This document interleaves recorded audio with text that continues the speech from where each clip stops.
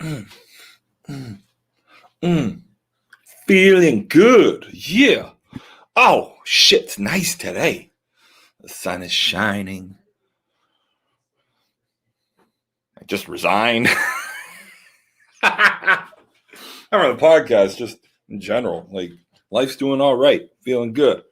Starting to get a little muggy right now, though, it feels like in my house. So, sure, that means the balls won't be flying tonight when Peterson plays Cuckley in approximately 4 hours from now at the Legion. What's up? Yeah, I know it's Wednesday. Fucking settle down. Settle down. It's Wednesday. I'm going to have to change these recaps anyway, depending on when I start my new job. They might turn into Tuesday night recaps. It's going to be at nighttime. Maybe it's during my lunch break while I'm walking through the streets of Manchester. Who the fuck knows? I just don't know if I can do StreamYard on, what's it called? My phone. But first things first. I just got this in the mail. I ordered it about a month ago, and it finally just came in. It's a hard pickle seltzer. Look at that. Yeah, big old pickle dick on the back, too. Well, that wasn't as good as Dustin's the other day. Let's see how these things are.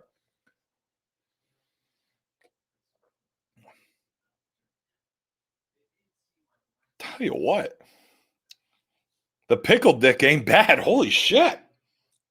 Afternoon Dill Light. It's an alcoholic dill pickle flavored sparkling beverage with other natural flavors. And I tell you what, it tastes like you're drinking a dill pickle, not like a strong dill pickle, like a nice, refreshing dill pickle after you get a Reuben somewhere, or maybe a pastrami sandwich. It's fucking good. I actually brought a glass of ice just in case I needed it, but that's staying over there. Just Twillet Farms. This is a collaboration between Brewmate and Crooked Marker. Crooked Marker and Brewmate. So crookedbrew.com. Get them checked out. There's no juice in this. It's all just pickle flavored sparkling. That's all it is. It's just pickle flavoring and a pickle dick on the back. It's a big dick. All right. Anyway, let's get into the fucking games. Oh, where's the shit? I should have actually probably put up what the fuck happened the other night on the other screen because I don't remember. I said I wasn't going to hang around for long. And thanks to our president, OC, he decided to put up on the league page what I said if A&D had lost on Monday. And guess what? A&D lost Monday. Let's start there. Regional. Scrappy, dog-fighting, young regional team beats this one out. I thought Craig Longy was going to get tossed at one point as he was arguing a call with Mark Blad. It didn't get heated.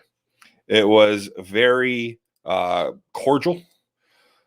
Yes, OC. People don't forget. That's what happens when you get tuned up on a Friday night, do the recaps on a Friday night, and you go out and you start running your fucking mouth.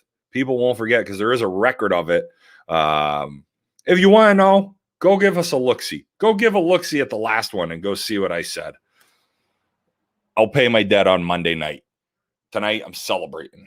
So anyway, so Monahan, or regional versus A&D.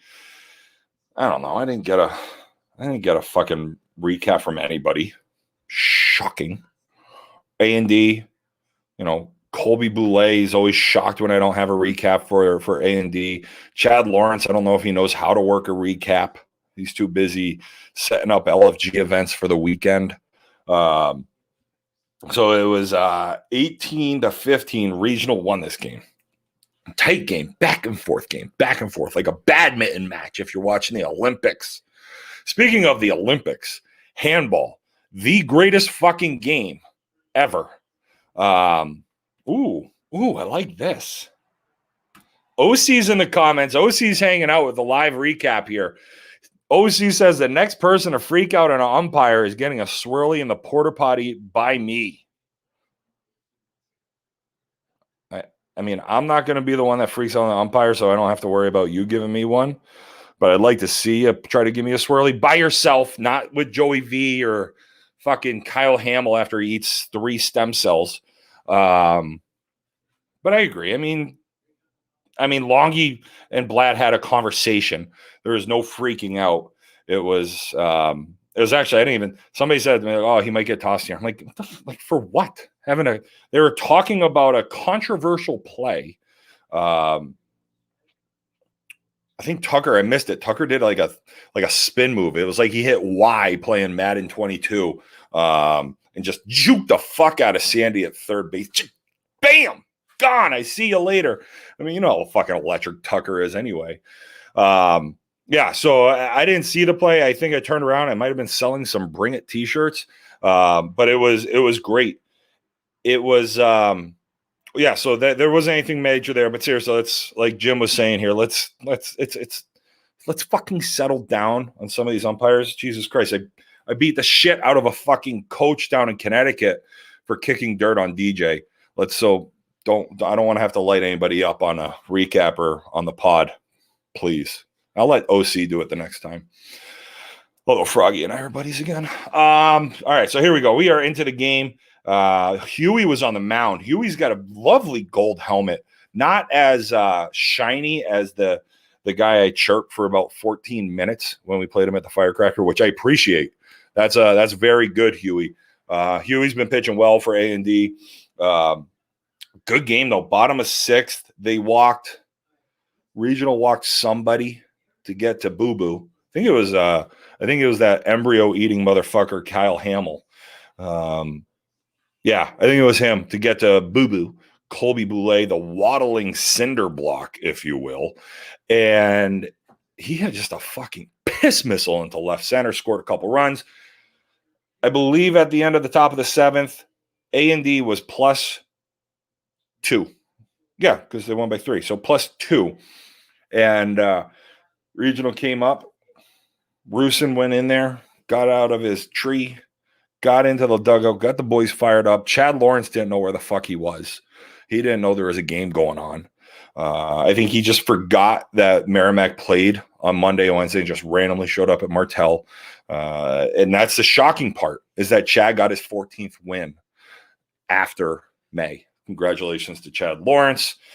I know he's got a big LFG event coming up this weekend. I hope I'm in your pair, in your grouping, but up at Canterbury. Anyway, Regional got up bottom of the 7th and top 7. There's some shit I was supposed to say. I don't remember what. Top 7. So bottom 6, A&D tied it up. This is why you got to send me fucking recaps. Send me recaps so I can remember. Anyway, fucking A&D top 7 went up by 2. A&D does stand for average and delusional. Boop, boop, boop, boop, boop, boop. Don't matter if you wear a pineapple shirt or not. You're going down like Kate Upton's in front of you. So then Regional got up and won the game. I don't know. Send me a recap. Jesus Christ, that was fucking awful. Let me take another sip of my pickle dick here.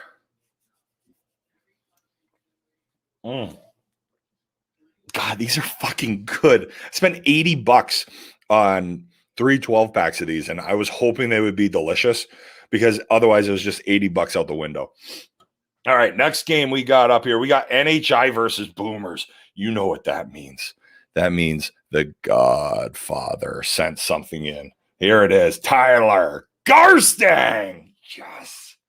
I haven't read this. I don't read fucking Garstang shit until we're on here. And yes, you're right. You're right, Dad. Jimmy's Chirp Game's on fire today. Jimmy's been enjoying the pickle seltzers as well, apparently. I hope nobody shows HUD this shit. Although HUD's in Facebook jail again. Shocking. The only thing least shocking about HUD being in Facebook jail every other week is the fact that I still can't see my dick. In a clash of 2 teams vying for sole possession of 4th place, NHI squared off against the Boom Boom crew. there was a pizza bet for this game, adding extra incentive to get a win. NHI scored 3 in the first on RBI hits from Corey Hazelnuts, Cocoa Butter, Hayes, Joey V, and Rod Parzik. Boomers responded, scoring 4 in the bottom half with back-to-back bombs from Mike Schultz. Michael Schultz. Michael, I forget my fucking bat at the field every other game, Schultz. And co-ed Cody Termel. Bobby Beaulieu, before he went to a lovely Indian wedding down in New Jersey. Congratulations to the Beaulieus. Also added an RBI knock, 4-3 Boomers after 1. Fuck.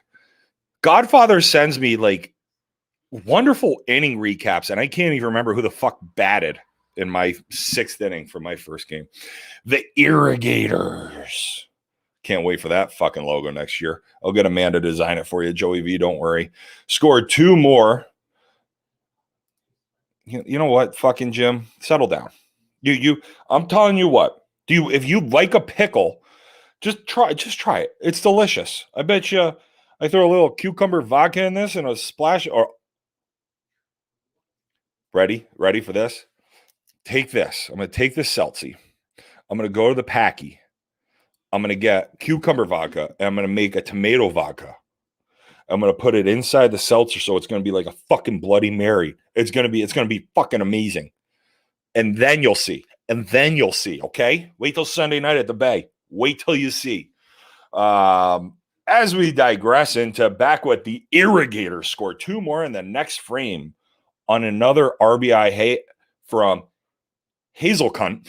Boomers tied it up on an RBI double from Schultze, 5-5 after 2. Shocked he still has his bat this late in the game. Euro started sensing the pizza slipping away, and boy, that kid looks hungry, and took matters into his own hands, not allowing a single run over the next 4 innings. Holy shit, seriously? Euro went 4 innings of no runs allowed. Fucking go, Euro. He had help from a few great plays from Hazerbeam, Bones, and Andy Lee. Great to see Andy Lee. Andy Lee made like 10 of the first 10 games and then didn't show up again until 2 weeks ago. It's great to see Andy Lee again. NHI, the Irrigators, scored 17 unanswered from the 3rd inning on.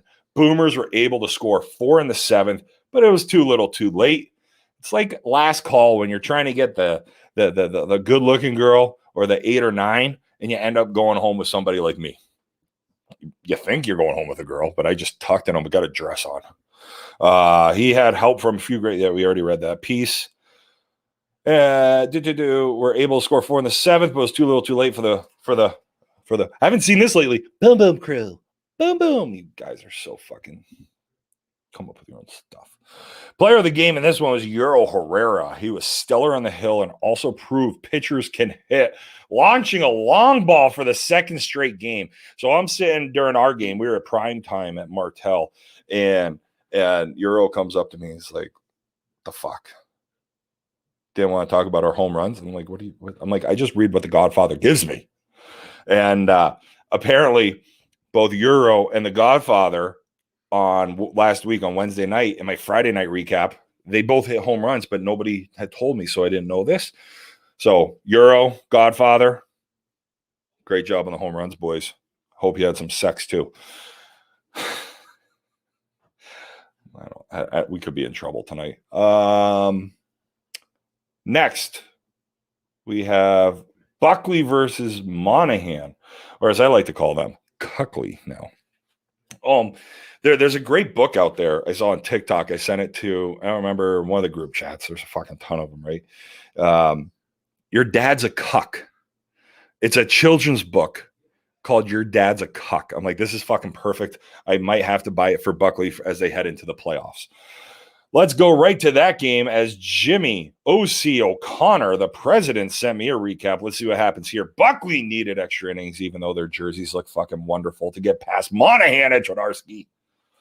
Buckley seemed to be off the races after scoring 7 in the top of the 1st, but Tommy Hudon's pitching had them off balance for the rest of the game. They look like Simone Biles with the twisties. And I'm not talking about the Plex. Buckley was shut out in the 4th, 5th, 6th, and 7th. I hope that trend continues tonight for your next 7 innings. Monahan kept chipping away like archaeologists and went into the bottom of the 7th, chasing 3. Coach and crafty, wily veteran Todd Anderson led off the 7th with a clutch hit right down the third baseline, painting it like a fucking Rembrandt. Later in the inning, Bob Hayes delivered a clutch 2-out hit to tie the game at 10. Buckley was able to find their way out of the jam because they got some peanut butter to push the game to extras. Filthy Phil led off the 8th for Buckley with a huge double and later scored on a 2-out home run. I tell you what, so Phil, the pitch Phil must have hit was not above his head. If it was above his head, it would have been a home run. So it must have been like chin nose level for him to hit a double. Later scored on a 2-out run. Kyle Poisson. I just want to say it like it's French, because Poisson isn't Poisson French for fish. Poisson was able to shut the door in the bottom of the 8th, and Buckley survived. Monahan couldn't get the locksmith out in time to open that door up. Final score, Buckley 12, Monahan 10. Whew! It's a lot going on there. A lot going on. All right, now we get into the prime time game, which was everything people could have never billed for. You guys weren't expecting this. You said, fuck, here comes VFW. They're going to roll over Peterson. And it's going to be VFW is going to sweep the season series. However, Peterson had different fucking scenario for you. They said, like the Kemba Mutombo, get that out of my house.